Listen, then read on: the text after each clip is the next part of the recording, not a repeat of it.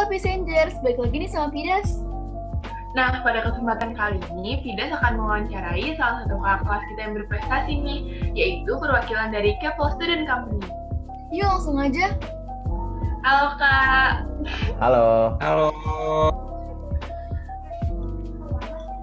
Oke, sebelum kita mulai, kakak boleh nggak perkenalkan diri kakak dulu? Nama saya Fadil Maulana Ramadan dari Keppel Student Company. Kalau saya, Kawas Muhammad Firajati Fauzi, saya juga dari Keppel Student Company.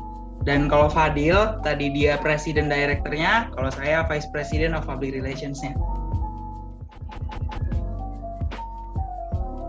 Langsung masuk ke pertanyaannya aja ya Kak. Boleh. Gimana? Aku penasaran nih Kak, boleh cerita sedikit nggak kakak kok bisa terpilih gitu loh di Student Company?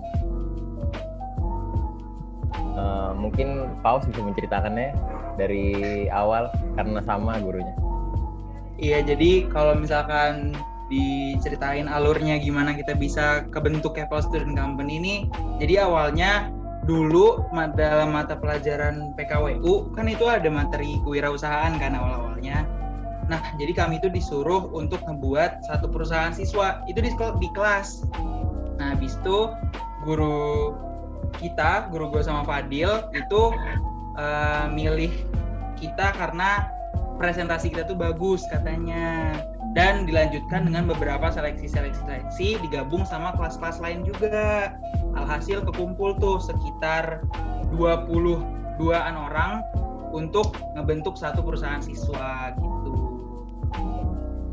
Dil, mungkin mau nambahin Dil?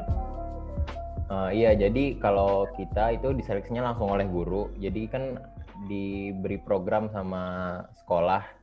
Itu dari prestasi Indonesianya ngasih program ke sekolah. Jadi kita kayak ngisi buku-buku gitu. Abis itu dilihat hasilnya juga dari buku itu.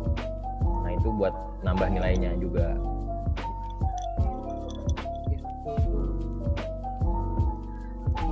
Terus aku mau nanya juga Kak, apa aja sih tantangan yang terbesar yang pernah Kakak alami sama ada di Keppel? Tantangan terbesarnya itu kalau di Keppel ya, bagi gua karena gua presidir, kayak banyak yang kalau meeting atau pertemuan gitu jarang yang datang gitu loh, kayak kadang ada yang males-malesan atau cabut gitu. Karena mungkin kita juga tahun pertama sebagai student company, jadi belum ada ininya, kayak role modelnya gitu belum ada. Jadi nggak ada yang dijadiin contoh, makanya banyak yang males gitu mungkin.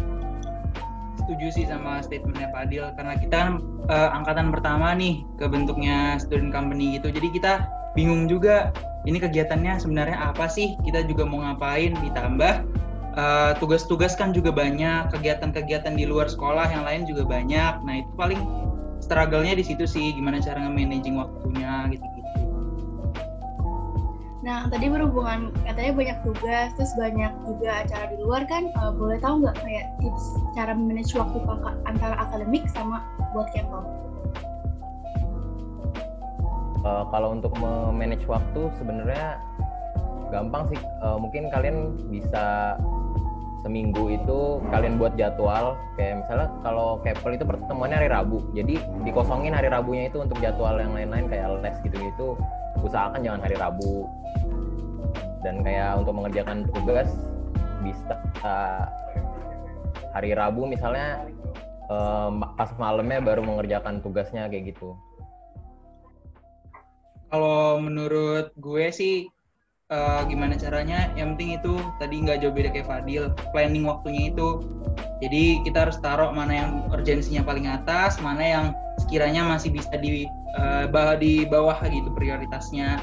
Kayak misalkan meeting Keppel kan cuma sekali, cuma hari Rabu, ya berarti kegiatan yang di hari Rabu itu ya di skip dulu lah, bisa dipindahin ke yang lain. Terus ya yang penting itu jangan lupa planning deh. Pokoknya intinya itu kita harus membuat skala prioritas gitu, jadi jangan sampai bertabrakan lah jadwalnya kalau dari skala prioritas. Oke, boleh nggak sih Kak share tips gimana caranya bisa sukses menjalani student company itu? Ya mungkin Fawas bisa inilah ngasih tipsnya.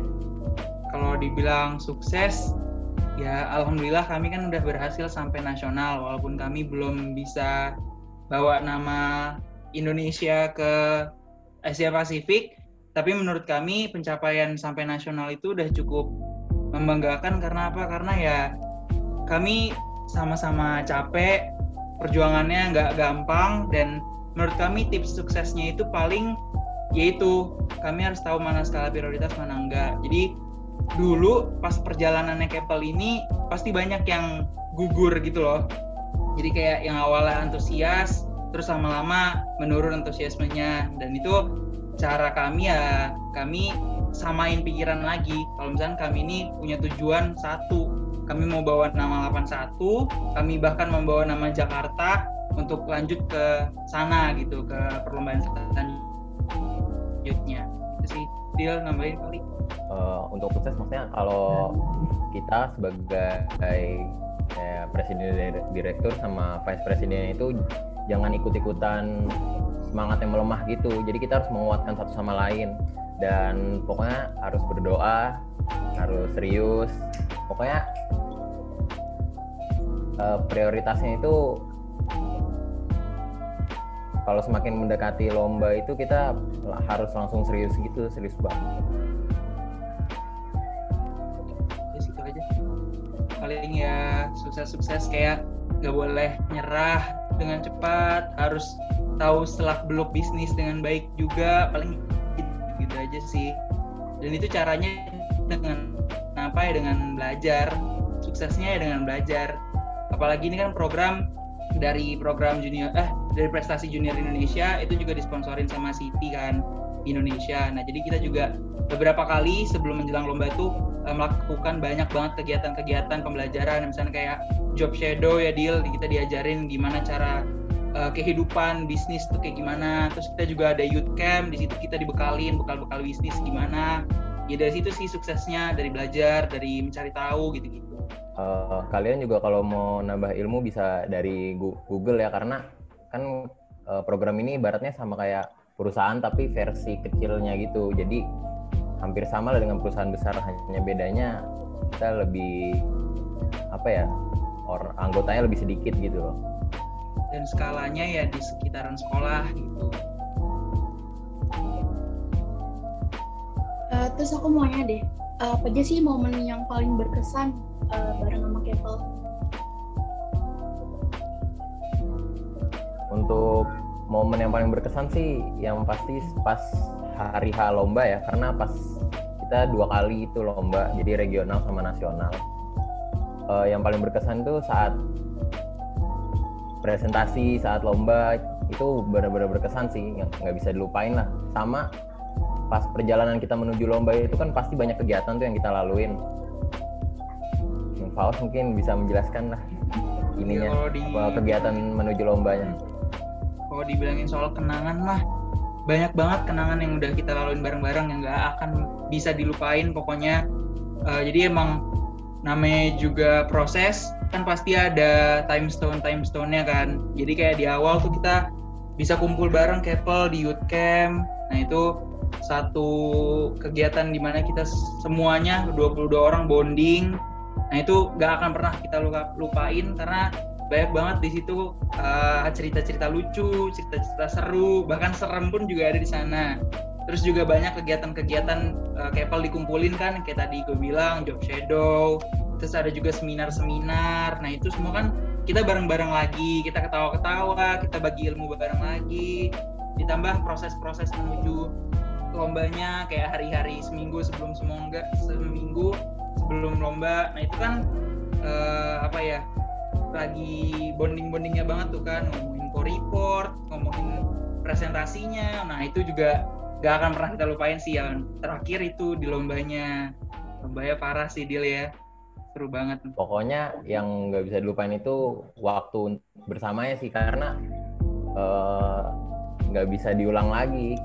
kita rame-rame bareng-bareng itu pas lomba, apalagi misalnya pas pengumuman tuh kita bisa sedih bareng, terharu bareng, seneng bareng. Itu benar-benar nggak bisa dilupain lah pokoknya. Oke, aku mau nanya Kak sekarang, ada nggak sih kayak kesan pesan atau 1 atau 2 kata gitulah buat Kepel? Untuk Kepel ya? Iya. Kalau untuk Kepel itu bagi gue udah jadi keluarga gue yang kedua, yang nggak bisa gue lupain sampai kapanpun. Dan pesan gue untuk Kepel, walaupun kita udah nggak melanjutkan Kepel, tidaknya kita harus sukses di jalan kita masing-masing dan jangan menyerah apapun yang terjadi. Pelajaran yang kita dapat selama kita menjadi anggota dari Kepel ini harus tetap kita pakai sampai di masa depan pokoknya. Itu aja pesan gue. Kalau kesan dari gue, apa ya, Kepel ini semuanya, pokoknya semua yang udah kita lakuin itu berkesan banget. Seru banget, sekitar setahun lebih ya kita deal ya dalam lingkungan entrepreneurship kayak gini. Banyak banget momen-momen yang nggak bisa dilupain, banyak banget ilmu-ilmu yang sangat bisa dimanfaatkan gitu. Pokoknya kesan gue terhadap program ini, terhadap Kepelnya juga, thank you banget udah ngebentuk anggota-anggotanya jadi pribadi yang jauh lebih baik. Terus pesan dari gue untuk Kepel dan untuk teman-teman yang lain juga yang mau berjuang di ranah entrepreneurship, buat Kepel, pesan gue walaupun udah pisah, jangan sampai bubar, kita keluarga.